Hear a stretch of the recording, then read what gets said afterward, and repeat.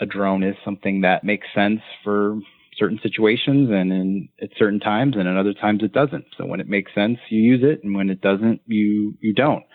That ties into this concept of drones being that tool in the toolkit and not being all things to all people all the time.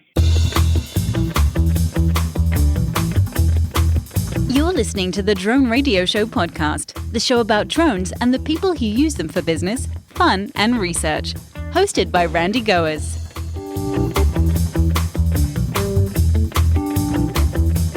Hello, everyone. This is Randy Goers, and welcome to the Drone Radio Show podcast, episode 90. What's in store for the commercial drone industry for 2017? If you ask today's guest, he'd give us 7 predictions for a dynamic year ahead. Jeremiah Karpowicz is the executive editor for Commercial UAV News. He creates articles, videos, newsletters, ebooks, and other content for various communities as a contributor and editor. He is also the author of a number of industry-specific reports on how drones are being used in various markets. His latest report is called 7 Commercial Drone Predictions for 2017. Jeremiah is here to talk about the report, some of the key predictions that we should look for, and what they'll mean to the commercial drone industry. About halfway through our interview, Chris Korody of the Drone Business Center joins our conversation to share his perspectives on these predictions. So let's pick up the interview where I asked Jeremiah to introduce himself. My name is Jeremiah Karpowicz. I'm the executive editor for Commercial UAV News, which is the digital component of the Commercial UAV Expo. What's your role with the Expo? With the Expo, my main role is to be able to showcase the kind of issues and challenges and discussions that people in the industry are having, and to pull that online at the actual expos. I'll look to connect with exhibitors and attendees and really just talk to them about what they're seeing and what they're doing, and lay all that out in articles on the site. Just being able to show off examples of this is how this works for this person in this department, hopefully can give other folks some ideas around how they can make the technology work for them. And part of your role is to produce research and analyst reports, is that right? Yeah, exactly. Towards the end of last year, kind of had to sit back and try to figure out what sort of things that people were going to be looking at and was going to be coming up for the commercial drone industry as a whole, starting in 2017 and then throughout the year. And we came up with a report for 7 different predictions about 2017 for the commercial drone space. And I was able to connect with 7 different experts to get them to weigh in around these different elements. How did you compile the information? I kind of sat back and just had a general sketch of a few different themes that I thought were going to be really, really relevant for 2017, and also some issues that were going to play out throughout the year. And then just reached out to these different folks to connect with them, to get them to weigh in and tell me what they thought, and take that and turn around in the report. So you can see in there connected with people like David Boardman, Chris Korody, Kay Wackowitz, Steve Hogan. So the report is based on interviews with experts in the field? Yes. With all the questions facing the drone industry, how were you able to get it down to 7 key predictions? There was definitely a process to get it down to these 7, because there are a lot of different things that popped up in terms of themes that could get into and could write about. Security was one of the big ones that I wanted to explore a bit more, but didn't find the right angle to include that. I also think some of the physical tasks that drones are going to be doing throughout 2017 and beyond is a theme that's going to play out this year.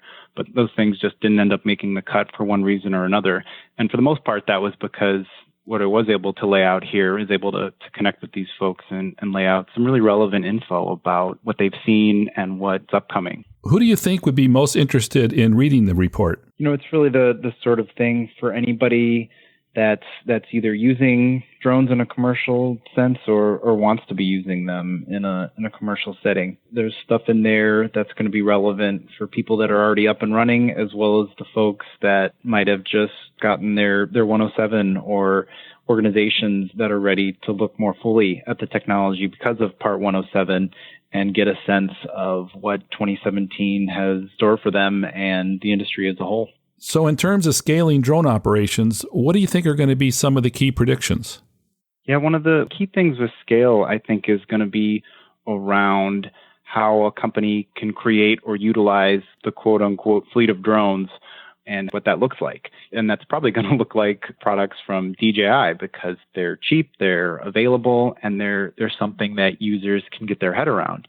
And that fleet of drones that costs in the low $1,000 is much different than a different solution that costs anywhere from $10,000 to $15,000 to $20,000. And that isn't to say, of course, that there isn't a place for those drones that cost a bit more. I could see that for some companies, the decision might be as simple as getting a drone for one specific purpose. But for some other companies, they may have several sites and a variety of reasons to use a drone. So for them, not only do they have to figure out what drones to use, they have to figure out where to use the drones and what people are going to use them and how they're going to support the organization. Is that what you're talking about? Yes, absolutely. Those kind of distinctions are something that companies are still trying to get their heads around because this concept that's floating around is about this complete drone solution and about being able to get answers and actionable data out of a drone. It's not just about sending it up there to capture all this info and then questions about where do we go from here? But where we go from here depends on the variables that you just mentioned in terms of size, in terms of what people are actually doing and what needs to get done. And that plays into how that program can effectively be utilized. Because if you're setting up this fleet of drones that a lot of different users are going to need to be involved with, what does it mean for one of those drones to go down if it's one of these lower cost drones? That means something very different than somebody who's utilizing this much more expensive tool. And those kind of cost variables are just a huge factor in how these programs come together and specifically what they look like for each individual company. Is that causing some companies to reevaluate and reassess? Yeah, those conversations, I think, have been happening for the past couple of years and right up until Part 107. In a lot of cases, they were theoretical or they were conversations that focused on what a company might like to do or what might make sense. With Part 107, that changes that into reality. But as you know, what makes sense on paper and what makes sense once you're out there doing it can often mean very different things. I remember at AUVSI in 2016, there were a lot of people that came to that event with specific questions about this is what's happening to me and what do I do? And they were very conditional and situation specific. And at the expo in October, which is post Part 107, there were still those questions, but there were a lot more people there that were looking to take in and soak up kind of everything. We had a session just of product previews, which is more or less just where a vendor gets up and lays out the essentials of their product. And they were one of the more popular elements of the show just because there were a lot of people there trying to get their heads around what could and would make sense for them. And of course, a big part of that is having an understanding around what the technology is capable of and how that can fit into what their needs are. That's somewhat related to one of the other predictions in the report about the process that companies go through from exploring drone operations to actually implementing a program. Can you talk about that and how it relates back to the scalability factor? Yeah, those things are kind of both sides of the same coin because that exploring to implementing is really that transition from this theoretical on paper system or program into something that actually needs to be worked out. And how that gets worked out is different for everybody. And I think it does come back to how that's utilized from an aviation perspective. I also connected with a contact from the San Diego Gas and Electric Company who worked in their aviation department, and that was how they were able to roll out their program because it was from this aviation perspective, and that was how it made sense internally and the reason they were able to build out what they did. One of the really interesting things with that is just to consider that if you have this aviation department, that drones can and really should be part of that, and that can help make everybody within the organization understand how it can make sense. And if there isn't that kind of aviation department set up, whoever is spearheading that effort is essentially creating an aviation department, whether they want to call it that or whether they realize it or not. I'm sure you've heard a lot of people talk about how drones, a lot of people want to think of drones or dismiss drones as these toys or as these things that aren't airplanes, and of course they aren't airplanes, but they're still in this airspace and they need to be taken seriously. And when it can come from that aviation perspective, you're already in that mindset of this serious tool and this serious technology. In the report, it mentioned you spoke with Michael Singer of DroneView Technologies about the challenges of companies moving from exploring drone options to implementation. What did you learn? A lot of it really just goes back to that Part 107. That Part 107 was a barrier that I know came up for him in a lot of different conversations and in a lot of different ways, whether that was an organization that didn't want to explore the technology with service providers because of the barriers with Part 107, or they didn't want to set up their own drone program that they would have otherwise because of the 333 barriers. And with Part 107, that's taken away. So some of the conversations that he's having once that happened and are coming up for him this year are about kind of dealing with that next level then. There was this big target in terms of something that was preventing people from moving forward. And with that removed, what does that mean for these conversations? Does it immediately shift to the logistics of making this program happen or adopting this technology?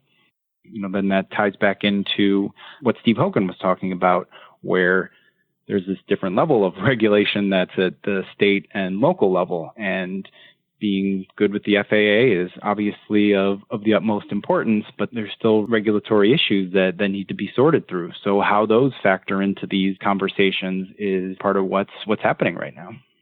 Every company has to go through the process of exploring and deciding on their plan and then implementing that plan. Did you get a sense from your conversations whether companies think it'll be an easy, quick, and simple process, or will there be a lot of challenges? Well, there's a lot of people that want to make it seem like it's going to be quick and easy and simple, and some of that plays back into the concept of this complete drone solution that you press a button and a drone goes up and captures info and it spits out an answer for you. And that might be the future of the technology, but right now there's some big issues to sort through that relate to these distinctions between who's using it, how they're using it, when they're using it. And those answers are different for everybody. And there's all these predictions out there about these billions of dollars that are in the drone industry. And people like Colin Snow, I think, have rightly talked about how that's pie in the sky stuff that in a lot of ways can't be backed up. I don't think he or anybody else would argue with the notion that there's tremendous potential in this space. But a lot of these predictions kind of play up that, it's all out there and go make your money and go grab it. But there's a lot that's going to go into that. And that's going to be the hard work of sitting down with stakeholders in an organization and figuring out the specifics of what can and will work. And that ties back into the scale questions of, if this fleet of drones makes sense, does it make sense for them to buy 100 drones at this lower cost, or does it make sense to buy 5 drones at this higher cost? There's a couple of other topics in your report that I want to talk about, that being the legal issues and insurance. So let's start with the legal questions. I think a lot of people thought when Part 107 went into effect, many of the questions would be answered, but that's really not the case. What did you learn from your conversations? Yeah, I think Jonathan Ruprecht said it best when he said that Part 107 isn't the end of the journey, it's the beginning of it. As much of a barrier as the Section 333 is presented and as much opportunity that's opened up under Part 107, there's still a commitment that can and should be made from operators in terms of their understanding around how this technology can make an impact and what they need to be doing with it, not only to be safe, but to be able to provide something that is going to make a bottom line difference for a client or for an organization. And I think there's a lot of talk about the opportunities that Part 107 opened up. And I'm actually one of those voices because I firmly believe that it's opened up a tremendous amount of opportunity. But at the same time, that isn't the end of the conversation, and it can't be the end of the conversation. And tied in with that regulatory piece is something that Steve Hogan has talked about in terms of the FAA says you can get up there and operate this drone. But the states and local authorities have the authority to say what somebody can do in an otherwise safe drone flight. In Washington, D.C., you pretty much can't fly a drone anywhere. So, those kind of distinctions and stipulations are something that people really need to research and be aware of. What do you see as being some of the specific areas of concern that we might see in 2017? The beyond visual line of sight is a big one, and there's a lot of people that are talking about how the industry isn't going to truly open up until beyond visual line of sight happens. And, with that is nighttime flying and some other things that aren't allowed under Part 107. And I think all that's true, but when I connected with one of the venture capital guys for an interview, I thought he put it really succinctly in terms of being able to say that while there's going to be a lot of opportunity opened up under beyond visual line of sight and nighttime flying, right now that you can do things with this technology, that it can make sense. I think I heard Chris chime in. Chris, welcome to the show and thanks for joining us. Can you go ahead and introduce yourself so everyone knows who you are and what you do? I'm very delighted to meet you. I'm a big fan of your show. And my name is Chris Korody. I'm the founder, publisher, editor-in-chief of DroneBusiness.Center, which is a market research website for the industry. And I also publish a newsletter called Droning On weekly and comment on issues of interest to the commercial UAV business person. Chris, we were exploring some of the legal issues, and Jeremiah was talking about beyond visual line of sight and nighttime flying. And I think the point you were making, Jeremiah, was that people shouldn't get too caught up on what they can't do with the drone, since there's still a lot that users can do under Part 107. Yeah, exactly. I mean, don't get me wrong. There's tremendous opportunity with beyond visual line of sight operations and being able to have a bit more freedom to do things like fly at night and fly over people. And when that stuff opens up, there's going to be even more opportunity in terms of the commercial implications of the technology. But right now, there's still a lot that people can do and a lot that people are doing. So I think it's a matter of not focusing on the two birds in the bush, because there's one in the hand right now that people are making make sense. And when we get to those things like beyond visual line of sight and nighttime flying, it'll make even more sense. And that's great. But until then, there's a lot you can do and there's a lot people are doing. Chris, I know you just jumped in here, but do you have any thoughts on the legal issues? I think to Jeremiah's point, there's an awful lot that can be done.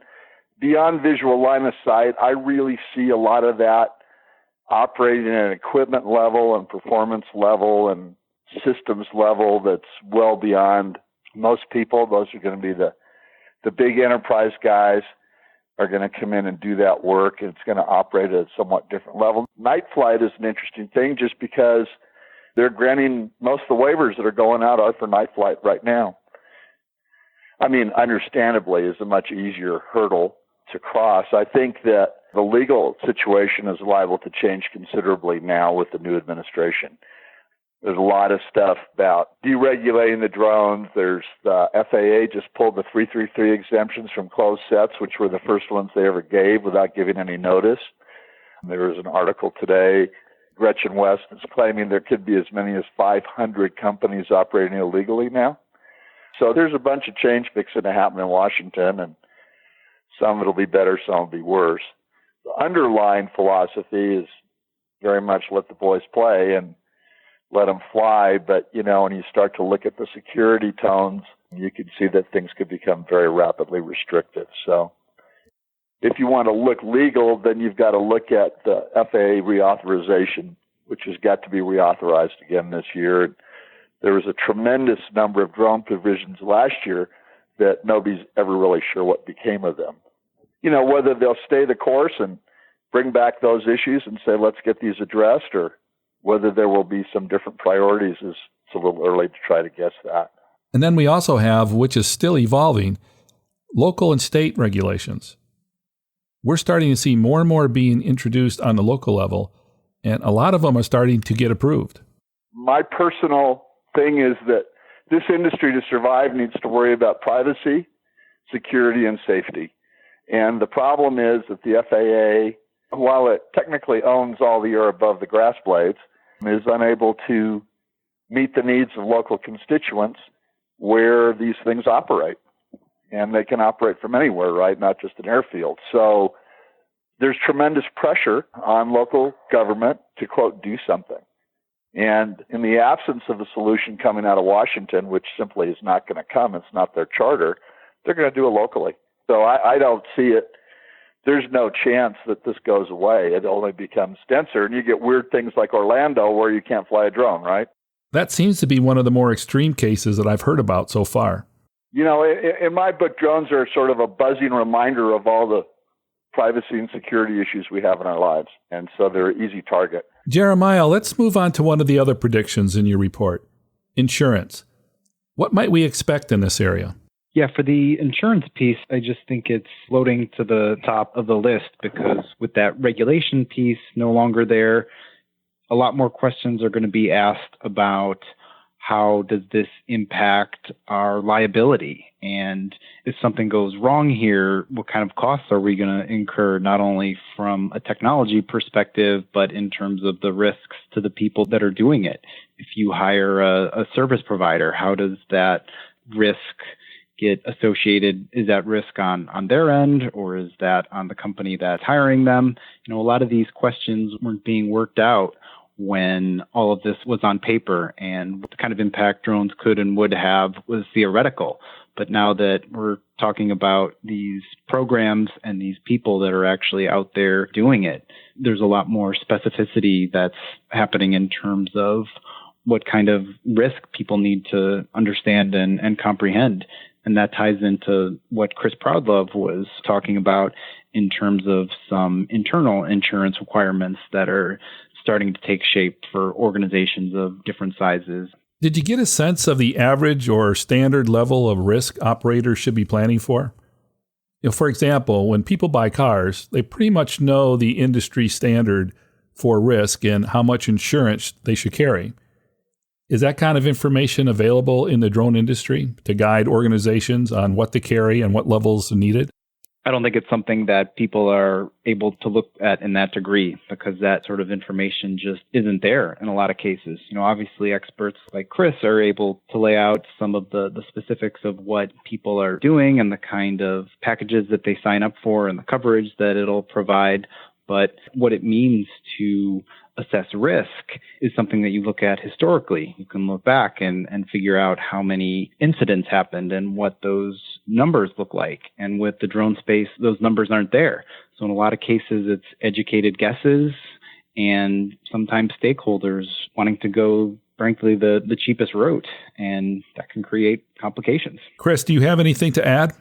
I come out of a production background. I did events and video and stuff for 45 years. So most clients, corporate buyers, are well aware of additional insured and some of those basic concepts. And so they're going to insist, and certainly any corporation big enough to have its own internal air department or to have its own internal risk management department, which is all of them, are going to set what they consider to be reasonable limits.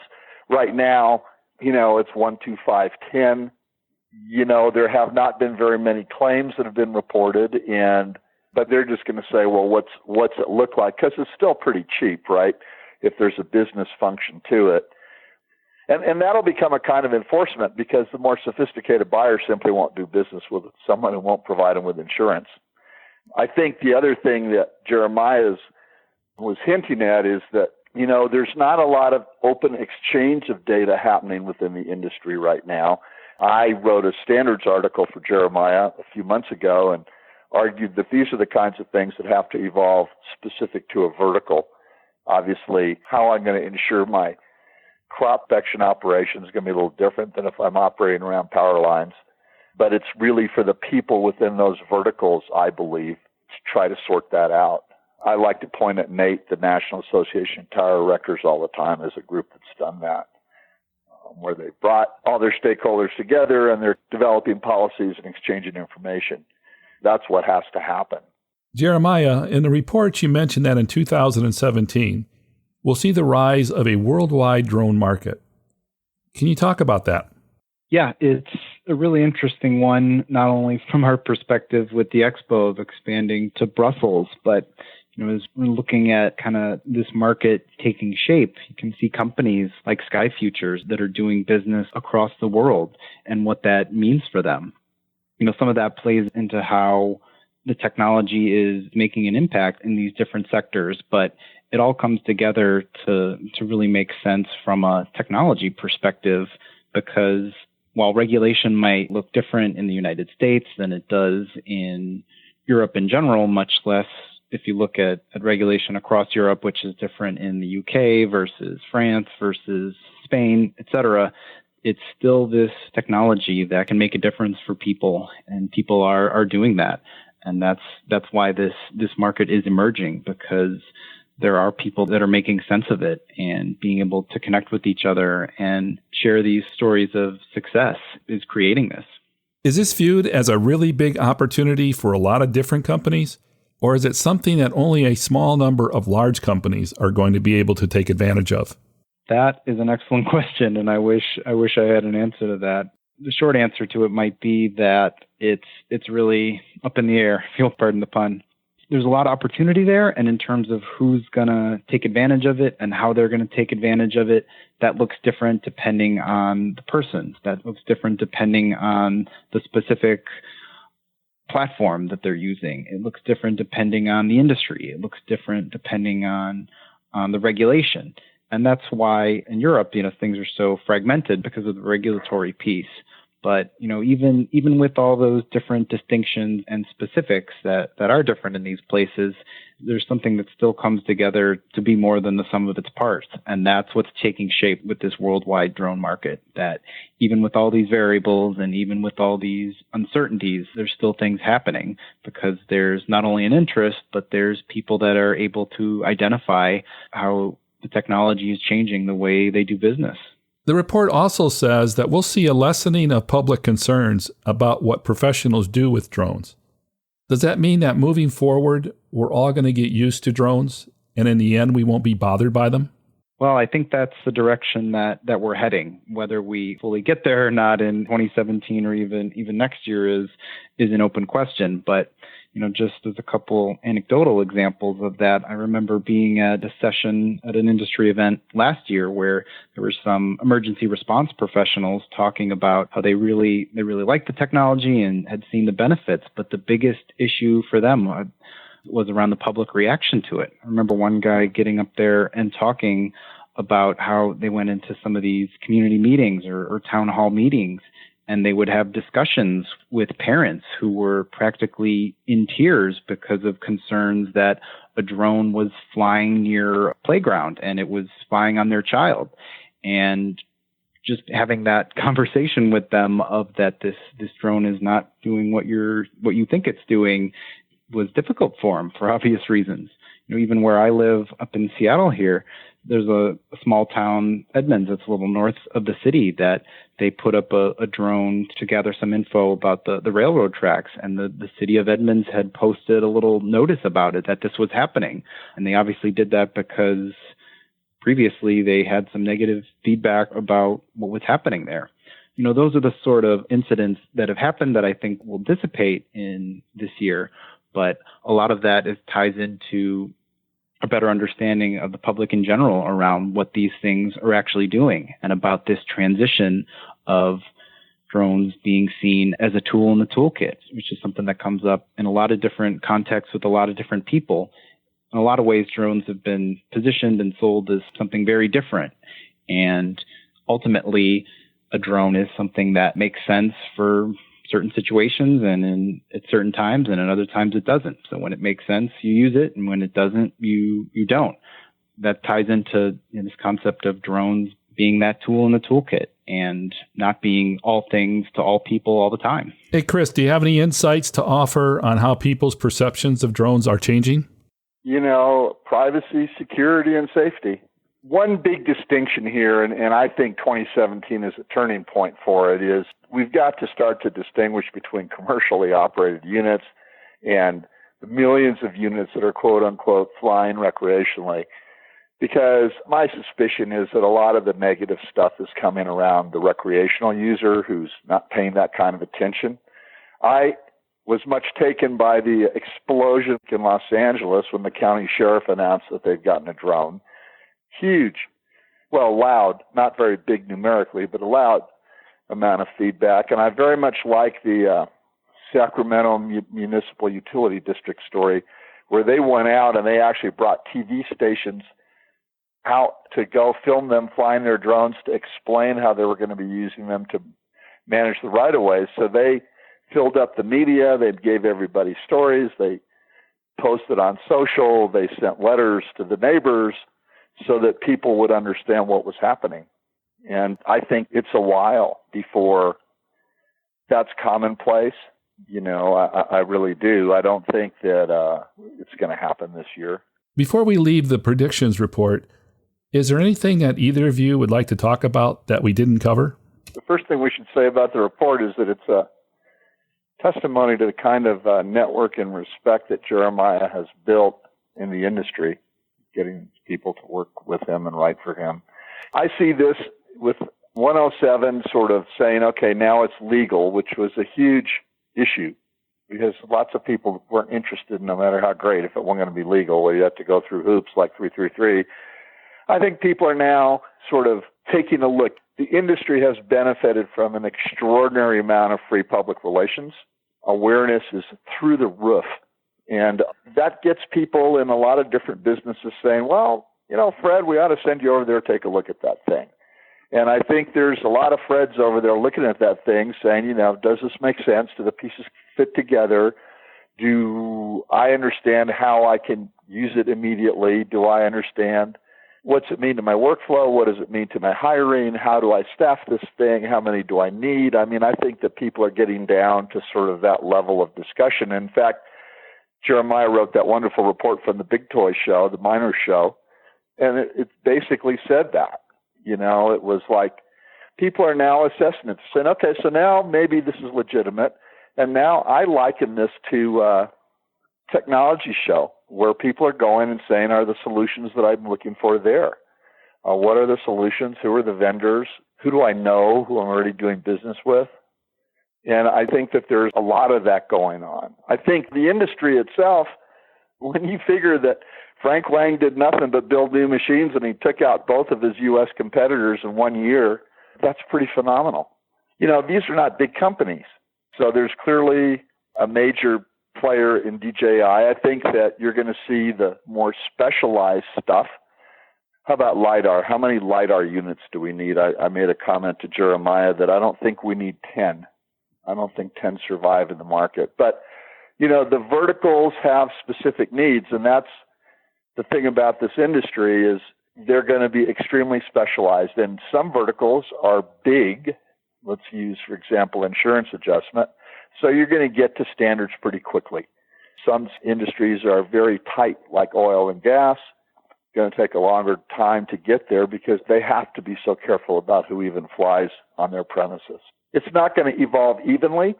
Certainly, if they start messing around with the FAA regulations a good deal in Washington now, that will slow things down. Any uncertainty will slow the market down right now. The other thing I wanted to comment on was your sort of global question, and that is, what's fascinating about this is happening in parallel, simultaneous worldwide, right? It's a global parts bin. It's a global code bin. The solutions are pretty much standard use cases. I mean, everybody has these same use cases. And so it's happening everywhere at once. And I think that's a great thing. I mean, a tremendous intellectual exchange around that. Patrick Hegan used to write about the people who thought that the FAA would do everything on time like they promised and that they would get rich, and now they're out of money, and I think that now we're settling into the long haul of a niche market. There'll be big winners, there'll be some losers, there'll be a lot of success stories, but, at the end of the day, the transformative stuff isn't on the table yet. The sort of the vision that the air maps and the 3DRs put out there about hundreds of millions of drones flying around autonomously. We're years and years and years from that. I mean, what's the business use? So in the meanwhile, I can do a better survey, I can do a better volume analysis, I can do a better job building my plant. And that's onesie-twosie stuff. It goes inside an organization. A team of people are formed. They develop expertise. They exchange ideas at shows like Commercial UAV Expo. And the industry grows like hundreds of others we've seen over the years. And that's kind of my take. So the bottom line, what can we expect for 2017? I think that you can just expect progress. I think you're going to see the use cases where we're getting closer and closer to an integrated solution, an end-to-end solution, are going to be the ones that advance. I think the industry as a whole has a huge problem with availability of skilled pilots, and that has to be overcome somehow. If we're ever going to see 600,000 commercial drones flying in 2017, there have to be some hundreds of thousands of pilots. And they're not. So I think that, we got to grow. Standards have to evolve. The people with the skills have to come forward. The reliable vendors have to be identified. Best practices are developed. And I think it's just a process now. And I think one of the things that I am theorizing about is whether the 333 holders got off to a faster start and are further along, which could be. But I think that it takes time for an organization to bring something like this inside. And I really think, and I wrote in several things, we're talking about pilot programs. We're talking about somebody brings one in who's got one. We're talking about they outsource it to somebody and they fly a couple of missions to look at the data. I don't think you see this massive, 100,000 drones deployed, one in every fleet truck in America coming just yet. I think it can happen. But I don't think it's there yet. Jeremiah, I'll leave you with the final comment. No, just kind of picking up what Chris was talking about in terms of there's opportunity there, but 2017 is about digging in and figuring out what makes sense. And that's not always going to be easy and in some cases pleasant, but it is necessary to figure out what can and will make sense. And in a lot of places, there will be something that makes sense, but it's not about going in and pushing a button and you get a drone. We're not there yet. That's it for episode 90 of the Drone Radio Show. I hope you enjoyed hearing from Jeremiah Karpowicz of the Commercial Drone UAV Expo and Chris Korody of the Drone Business Center. I want to thank Jeremiah and Chris for sharing their insights and perspectives. If you want to learn more about the report, 7 Commercial Drone Predictions for 2017, or want to connect with Jeremiah, check out the website at expouav.com. If you want to connect with Chris, head over to the dronebusiness.center website. And don't forget to participate in the 2017 Commercial UAV Implementation Survey at commercialuavsurvey.com. If you enjoyed this episode, please leave a positive review and comment on iTunes. It always helps. Thanks for listening, and I hope you'll download more episodes of the Drone Radio Show podcast to hear how others are using drones for business, fun, and research. For the Drone Radio Show, I'm Randy Goers.